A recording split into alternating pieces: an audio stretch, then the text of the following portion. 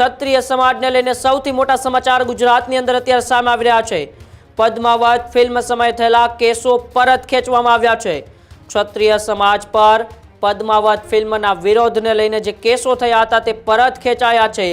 ઉત્તર ગુજરાત રાજપૂત સમાજે સરકારનો આભાર માન્યો છે। જયરાજસિંહ પરમારે પણ સરકારનો આભાર માન્યો છે। 2017ની અંદર પદ્માવત ફિલ્મના વિરોધમાં પ્રદર્શનો કરવામાં આવ્યા હતા। આંદોલન સમયે ક્ષત્રિય આગેવાનો સામે પોલીસ કેસો થયા હતા। કેસ પરત ખેંચવા રાજપૂત સમાજના આગેવાનોએ અનેક વખત રજૂઆતો પણ કરી હતી। રાજપૂત કરણી સેનાએ પણ સરકારને રજૂઆત કરી હતી। અગાઉ મુખ્યમંત્રીએ કેસો પરત ખેંચવાની ખાતરી પણ આપી હતી। આખરે વિજાપુર મહેસાણા પોલીસ સ્ટેશનના જે કેસો હતા એ પરત ખેંચવામાં આવ્યા છે। કેસ પરત ખેંચવાની સરકારની જે રજૂઆત હતી એ કોર્ટે માન્ય રાખી છે।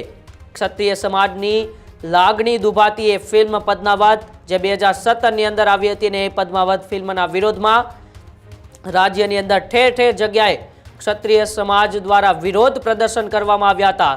એ વિરોધ પ્રદર્શનના કેસો જે 2017ની અંદર ઉત્તર ગુજરાતમાં વધુ નોંધાયા હતા, જેમાં વિજાપુર હોય કે મહેસાણા પોલીસ સ્ટેશન હોય, આ તમામ જગ્યાએ કેસો નોંધાયા હતા અને ત્યારબાદ એ કેસો પરત ખેંચવા રાજપૂત કરણી સેના હોય કે ક્ષત્રિય સમાજના આગેવાનો હોય, તમામે સરકારને રજૂઆત કરી હતી। 2025ના જુલાઈ મહિનાની અંદર એ જયરાજસિંહ પરમાર સહિતના કરણી સેનાના આગેવાનોએ મુખ્યમંત્રી, ગૃહમંત્રી અને તે સમયના કાયદા મંત્રી ઋષિકેશ પટેલ સાથે પણ એક બેઠક કરી હતી।